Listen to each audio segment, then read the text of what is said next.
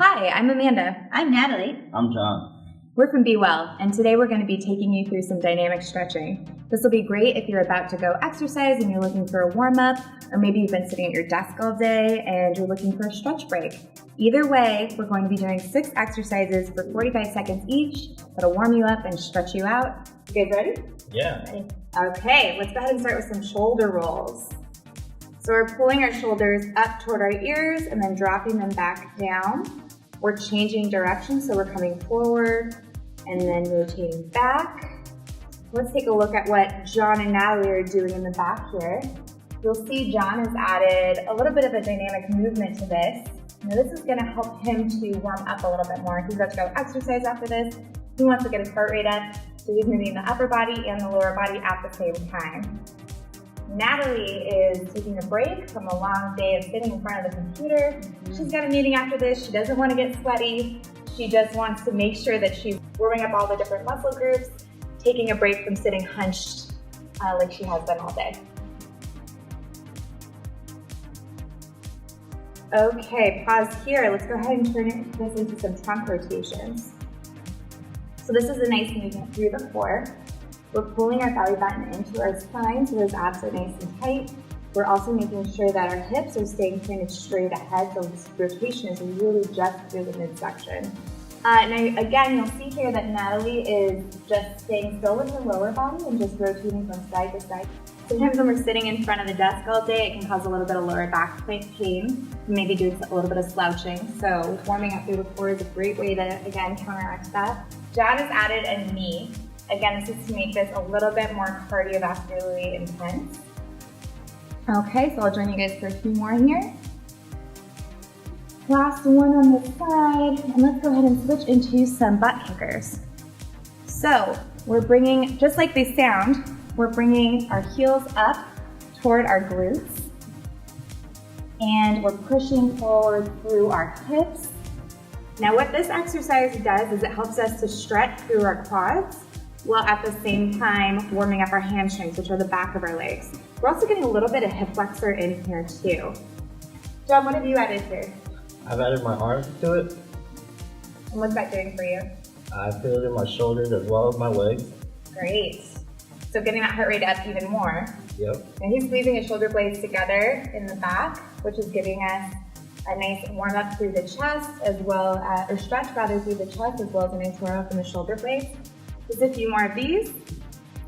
Okay, now we're going to plant our feet and we're going to go into a windmill. So we're slowly coming over to one side, raising the floor, pulling up here, and then coming back down, switching directions. So we're turning our shoulders to face each wall as we rotate through.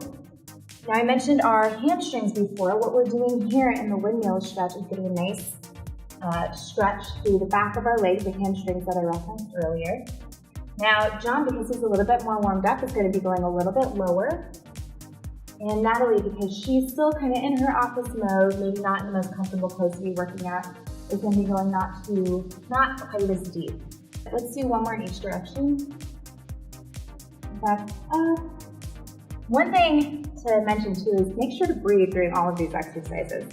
Let's go ahead and take our legs apart just a bit more. Natalie's going to stay a little bit more shallow as we go into a side lunge.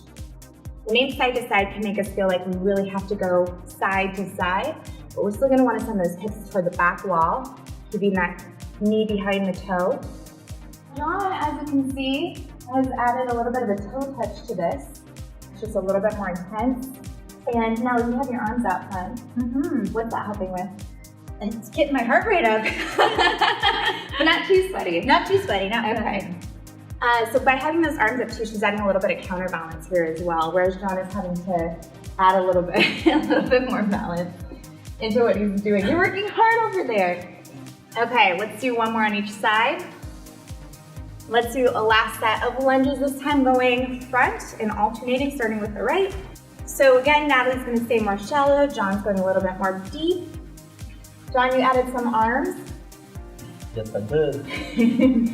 And how's that feeling for you? I feel it in my core. Yeah, a little bit of a balance challenge. Yeah, it is. Yeah. Natalie, where are you feeling this exercise? Feel it right in my quads here. through the front of the leg. So similar to the butt kickers, Mm-hmm. we're getting a little bit of a hip flexor stretch while we do this. So what we want to pay attention to here is making sure that we're dropping straight down, just like with the side-to-side lunges. We want to take a look at our toes as we come down and make sure that we can see them so that the knee's not coming over the front of the foot. This is probably the most challenging exercise that we've done thus far, and it is our last one. So let's go ahead and do 2 more. Last one.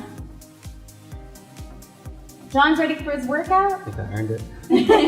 Natalie, John had his workout.